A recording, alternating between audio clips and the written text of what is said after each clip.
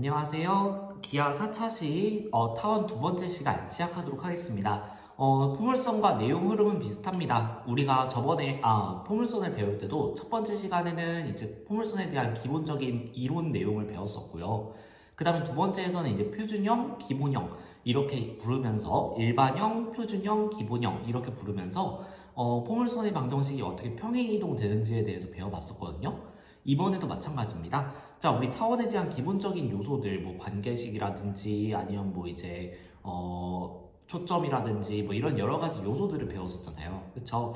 그것처럼 그걸 다 배웠으니까 이제 우리는 타원 또한 평행이동을 시켜보자 이런 식으로 내용이 흘러가게 될 겁니다. 그래서 타원의 평행이동을 중점으로 오늘은 좀 다뤄보도록 하겠습니다. 자, 근데 우리가 타원의 방정식 평행이동하는 것에 대해서 알려면 여러분들이 타원의 방정식의 표준형, 그러니까 평행이동한 정도가 잘 보이는 식에 대해서 알아볼 필요가 있어요. 그래서 타원의 방정식의 표준형에 대해서 생각을 해보도록 하죠. 지금 왼쪽을 보시면 우리가 이전에 배웠던 a제곱분의 x제곱 더하기 b제곱분의 y제곱은 1이라고 하는 중심이 원점인 타원의 방정식이 주어져 있습니다. 우리는 편의상 이런 형태의 타원의 방정식을 기본형이라고 부를 거예요. 평행이동을 전혀 하지 않은 기본형. 자, 그래서 기본형의 특징을 보시면요. 중심이 0,0이고 꼭지점은 이쪽 분모에 있는 a와 b의 값에 의해서 고정된 형태로 정해집니다. 그래서 꼭지점의 x좌표 관련된 부분은 a 해서 a,0, 마이너스 a,0 그리고 y쪽에 관련된 꼭지점은 b가 결정을 해서 0,b, 0,-b 이렇게 나오는 것을 볼 수가 있고요. 자, 그 다음에 제일 중요한 두 개의 점, 초점이 있었죠. 초점이라고 하는 것은 우리가 이제 타원을 처음 그릴 때 시작했던 두 개의 점을 의미하죠. 근데 이 초점이 결과적으로 장축 위에 위치를 하게 되었었고요. 그래서 A와 B의 대소관계에 따라서 장축, 긴 축이 어느 방향인지가 결정이 되게 되고요. 그거에 따라서 만약에 A쪽이 더 커서 X쪽의 분모가 더 클 경우에는 장축이 X축 방향이 되게 되고, 그렇기 때문에 초점도 X축 위에 있는 모양으로, 그래서 C,0, 마이너스 C,0 이렇게 나오는 것을 볼 수가 있었고요. 자, 그 다음 이번에는 B가 A보다 클 경우에는 Y쪽의 값이 크게 되면서 장축이 Y축 방향이 되게 됐고요. 그래서 초점도 Y축 위에 있게 되면서 0,C, 0,-C 이렇게 두 개의 초점을 찾아줄 수가 있었습니다. 자, 그리고 이 C의 관계식을 찾는 방법은 여러분들이 그림을 이용해서 찾는 방법 하나 있었고요. 그 다음에 관계식. C제곱이라고 하는 것은 분모 중에 큰 거에서 분모 중에 작은 것을 빼는 방식으로 구할 수 있다 라는 관계식을 통해서 여러분들이 구해주는 방법이 있었습니다. 자, 그리고 뭐 장축의 길이는 뭐 A쪽이 클 때는 2A, B쪽이 클 때는 2B다. 단축은 그거의 반대고, 그 다음에 초점으로부터의 거리의 합은 장축의 길이와 같다. 뭐 이런 여러 가지 내용들을 배웠습니다. 자, 근데 우리는 이제 이러한 타원이 있으면 이 타원을 그대로 평행이동을 시켜보고 싶단 말이죠. 이런 식으로 이동을 시키는 상황에 대해서 생각을 해볼 건데, 우리가 도형의 방정식을 평행이동시키는 방법은 이미 고등학교 1학년 때 배웠으니까 그거대로 한번 생각을 해보도록 하죠. 자, 만약에 평행이동을 시키는데 X축 방향으로 P만큼 Y축 방향으로 Q만큼 평행이동을 시키게 된다면 X 대신에 X-P를 넣게 되고요. Y 대신에 Y-Q를 넣게 되죠. 그래서 식의 형태는 이렇게 바뀌게 될 겁니다. 자, 그래서 우리는 이러한 식의 형태를 앞으로 표준형이라고 부를 거예요. 평행이동한 것이 잘 보일 수 있도록 표현한 식을 표준형이라고 부를 건데요. 이쪽에 P, Q 값을 읽어주게 되면 결론적으로 얼마만큼 평행이동인지를 빠르게 찾을 수 있으니까 이 형태로 여러분들은 타원의 방정식을 표현하는 것을 목표로 두셔야 되겠습니다. 자, 그러면 이제 이 타원의 방정식으로부터 마찬가지로 우리가 이전 시간에 했던 것처럼 뭐 장축의 길이, 단축의 길이, 뭐 초점으로부터의 거리의 합, 뭐 A, B, C 사이의 관계식, 뭐 초점의 좌표, 꼭지점의 좌표, 중심의 좌표 이런 것들을 구해야 될 텐데요. 근데 이거를 다 구하고 있을 수는 없기 때문에 우리는 이제 어떻게 구할 거냐면 이것이 평행이동 되기 전에 기본형의 방정식에서 여러 가지 구성 요소들을 찾고 그게 평행이동에 따라서 어떻게 변화하는지를 확인을 하면서 우리가 그 구성 요소들을 찾아가게 될 겁니다. 마치 포물선대처럼.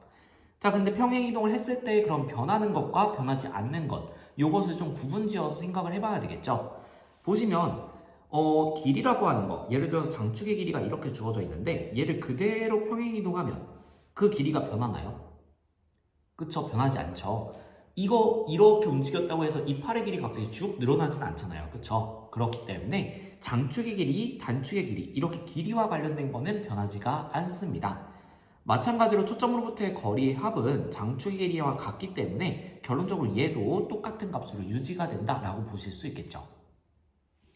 자, 또한 A, B, 여기에서 지금 A, B, C는 건드리지 않았어요. 값 자체가 변하는 거는 아니거든요. 그래서 결론적으로 A, B, C 사이의 관계식은 변하지 않는다라는 거 기억을 해주시면 되겠습니다. 자, 그러면 바뀌는 건 무엇들이 있을까 생각해 보시면요. 예를 들어서 첫 번째 타원에서의 초점이 이렇게 주어져 있었어요. 근데 이 그림을 그대로 평행이동을 해서 이렇게 바뀌게 된다면 여기 내에서 길이는 변하지 않겠지만, 그쵸? 이러한 길이는 변하지 않겠지만 이 점의 위치 자체는 변한다는 거예요. 그래서 대부분 점의 좌표들은 변화를 하게 되어 있습니다. 그래서 특히 초점의 좌표를 많이 물어보는데요. 근데 요거는 결과적으로 점의 평행이동이기 때문에 우리가 기본형에서 이렇게 점의 좌표를 구해줄 수 있다면 표준형에서는 그것을 그대로 X축의 방향으로 P만큼, Y축의 방향으로 Q만큼 평행이동해서 각 좌표별로 이동한 만큼을 더해주시면 여러분들이 쉽게 구해줄 수 있겠죠. 같은 방법으로 꼭지점도 그대로 평행이동이 될 거고요. 중심도 평행이동이 될 겁니다. 자, 근데 여기서 포인트. 중심을 여러분들이 빠르게 확인할 수 있다면 결과적으로 이 도형은 어떻게 평행이동을 했다라는 것을 좌표로 금방 알아볼 수도 있게 됩니다. 그리고 중심이라고 하는 건 결과적으로 평행이동한 양을 표현하는 점이라고 볼 수도 있게 됩니다. 자, 이렇게 이론적인 내용은 다뤄봤는데 여러분들이 좀 헷갈려 할 수 있어요. 특히 어떻게 문제가 나오냐면 표준형을 처음부터 주지 않아요. 얘를 싹 다 풀어가지고 뭐 이제 얘를 풀게 되면 x에 대한 2차식, 얘에 대해서 풀면 y에 대한 2차식이 나오기 때문에 뭐 이제 ax 제곱 더하기 by 제곱 더하기 cx 더하기 dy 더하기 2는 0 이런 식으로 싹 다 전개해서 주는 꼴들이 자주 나오게 된단 말이죠. 요거는 우리가 마치 2차 함수에서 부르던 용어처럼 타원의 일반형이라고 부를 겁니다. 자, 그럼 여러분들이 주로 풀게 되는 문제는 어떤 상황이냐면 일반형을 표준형으로 고쳐주고 마치 우리 2차 함수 다룰 때처럼 이렇게 표준형으로 고쳐주고 그리고 이것을 기본형으로부터 얼마만큼 평행이동했는지를 파악해서 이 구성 요소, 표준형의 구성 요소들을 기본형의 구성 요소들이 평행이동한 거라고 구해주는 방식으로 주로 확인하게 됩니다. 그것을 문제를 통해서 같이 알아보도록 하겠습니다. 자, 타원 9x제곱 더하기 4y제곱 마이너스 18x 더하기 16y 마이너스 11은 0의 초점의 좌표를 구해라 라는 문제가 주어졌다고 쳐보죠. 자, 근데 지금 보시면 싹 다 전개된 형태, 우리가 많이 보던 뭐 a제곱분의 x제곱 이런 꼴이 전혀 아니죠. 그럼 여러분들이 이 식을 정리해서 그와 같은 형태로 나타내 주셔야 된다는 겁니다. 자, 근데 여기서 포인트, 이렇게 1차항들이 살아있잖아요. 이 경우는 무조건 평행이동이 된 거라고 보셔야 됩니다. 이렇게 1차항이 살아있으면 얘는 무조건 어느 정도 평행이동을 한 거예요. 자, 그래서 결론적으로 여러분들은 이러한 형태로 만들어주기 위해서 최대한 x의 완전제곱, y의 완전제곱식 형태로 표현을 해줘야 돼요. 마치 2차 함수의 표준형을 만들듯이. 자, 그래서 여러분들이 타원의 표준형을 만드는 방법은 그렇게 어렵지 않습니다. 여러분들이 중학교 3학년 때 했던 2차 함수의 표준형 바꾸기 과정을 2번 거쳐주시면 돼요. 자, 한번 해볼게요. 일단은 첫 단계는 x끼리 몰고 y끼리 모는 겁니다. 그래서 x끼리 몰아볼게요. 9x제곱 마이너스 18x 이렇게 몰았고요. y끼리 몰아볼게요. 4y제곱 더하기 16y. 자, 그 다음에 상수항은 남겨놓고 나중에 넘겨도 상관없고요. 지금 미리 넘겨주셔도 상관이 없습니다. 선생님은 지금은 미리 넘겨놓을게요. 자, 그 다음에 여러분들 2차 함수의 표준형 만들 때 2차항의 개수로 1차항까지 묶어줬던 거 기억나세요? 지금 똑같이 하는 겁니다. 그래서 각각의 2차항의 개수로 1차항들을 묶어낼 거예요.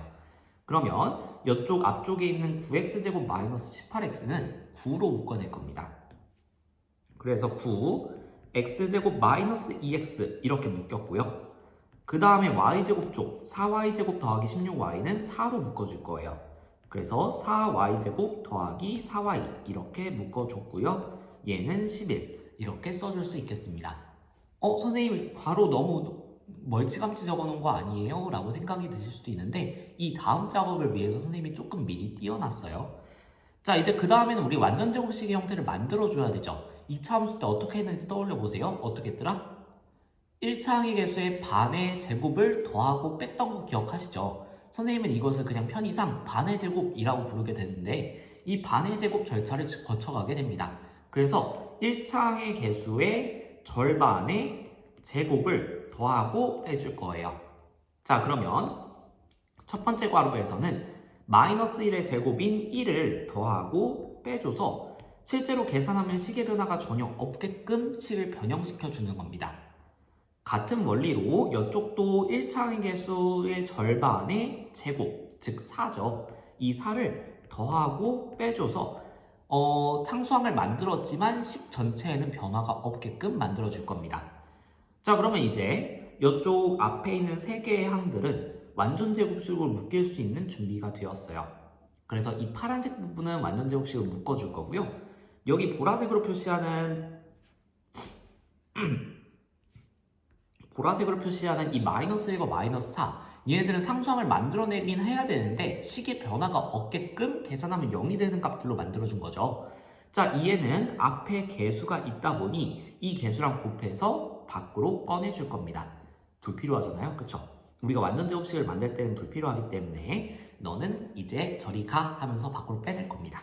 자, 그러면 이제 바꿔서 적어볼게요.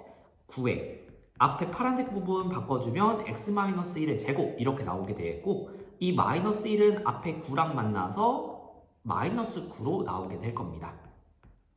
그 다음에 같은 원리로 4배의 y 더하기 2의 제곱 빼기 16 이렇게 나왔고 얘가 11이다 이렇게 나왔어요. 그러면 여기에 있는 마이너스 9와 마이너스 16은 이항을 시켜서 이쪽에 있는 11과 계산을 해주도록 하겠습니다. 자, 그럼 얘네들 먼저 계산했을 때는 마이너스 25 이렇게 나오기 때문에 넘겨주게 되면 플러스 25로 바뀌면서 상수항이 36이 나오는구나 라고 보실 수 있겠습니다. 9x-1의 제곱 더하기 4y 플러스 2의 제곱 얘는 36 이렇게 되겠고요. 자, 우리 타원의 방정식 생각해 보시면 모는 1 이렇게 마무리가 되었을 거예요. 그래서 오른쪽 우변의 항을 1로 만들어주기 위해서 다 나누기 36씩을 양변에 해주도록 하겠습니다. 자, 그러면 이쪽에 36분의 생길 것이고 이쪽에 36분의 이렇게 생길 텐데 약분이 됩니다. 그래서 약분해주면 4분의 x-1의 제곱 더하기 9분의 y 더하기 2의 제곱은 1 이렇게 하면서 우리가 일반형을 표준형의 형태로 바꿔주게 되었다. 여러분들이 이 바꾸는 과정이 익숙해지시면 금방금방 계산될 겁니다. 그래서 이 과정이 정말 자연스럽게 나올 수 있도록 연습을 많이 해주셔야 되겠고요. 자, 그럼 이렇게 우리가 표준형의 방정식을 구했어요. 근데 끝난 게 아니죠. 지금 우리는 초점의 좌표를 구해야 됩니다. 그래서 어떻게 할 거냐면 얘가 평행이동 되기 전의 모습, 즉 기본형의 모습을 생각해 볼 거예요. 그럼 평행이동이라고 하는 것은 결과적으로 여기 뒤에 숫자를 바꾸는 거기 때문에 평행이동 되기 전의 모습은 4분의 x제곱 더하기 9분의 y제곱은 1이라고 하는 뒤에 이 플러스 마이너스 값들 날려버린 거라고 생각하시면 되겠죠. 여기에서 우리는 초점이 궁금하니까 초점만 구해보죠. 초점을 구하려면 여러분들은 c제곱의 값을 구해야 되겠습니다. c제곱은 그쵸? 분모 중에 큰 거 빼기 분모 중에 작은 거니까 9 빼기 4에서 5가 나오게 됩니다. 그러면 양수 c 값은 루트 5 이렇게 구해주실 수 있겠죠. 자, 근데 얘가 과연 루트 5,0 마이너스 루트 5,0인지 아니면 0, 루트 5, 0, 마이너스 루트 5인지 즉 초점이 x축 위에 있는지 y축 위에 있는지 판별을 해주셔야 되겠죠. 그걸 판별하는 방법은 그쵸, 분모의 크기가 어느 쪽이 더 큰지를 파악해 주셔야 됩니다. 지금 보시면 y쪽의 값이 훨씬 크죠. 그렇기 때문에 y쪽의 값이 크다는 것은 장축이 y축 방향이라는 것을 의미하게 되겠고요. 그 말은 초점은 장축 위에 위치를 하니까 초점 또한 Y축 위에 있다 라는 것으로 확인이 가능합니다. 그래서 초점은 0, 루트 5, 0, 마이너스 루트 5가 되어야 되겠구나 라는 거 확인해 볼 수 있겠습니다.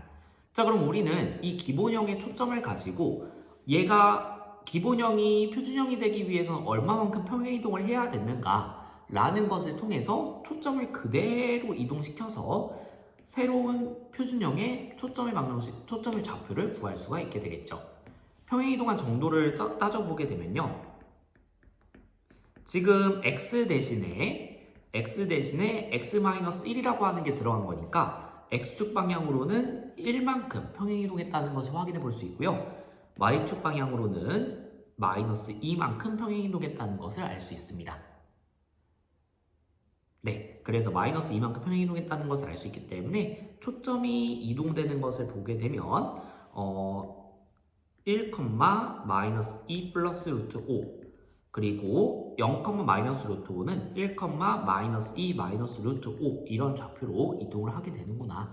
그래서 우리가 구하고 싶었던 답은 이렇게 두 개의 점이구나 라고 구해주실 수 있겠습니다. 선생님이 아까 의도적으로 오류를 심어 넣으려고 했다가 너무 부자연스러울까봐 지금은 안 넣었어요. 자, 어쨌든 이렇게 초점 구할 수 있다. 자, 오늘은 이 과정을 여러분들이 연습을 해나갈 텐데 지금 보시면 계산량이 좀 많아요. 근데 이게 4분 안에 해결될 수 있도록 여러분들이 계산을 좀 더 많이 연습을 해주셔야 돼요. 오늘 그 과정을 거쳐나가시길 바라겠습니다. 자, 그러면 오늘 디딤 영상 보시느라 고생 많으셨고요. 잘 공부하셔서 활동 때 잘 문제를 해결하시길 바라겠습니다. 고생 많으셨습니다.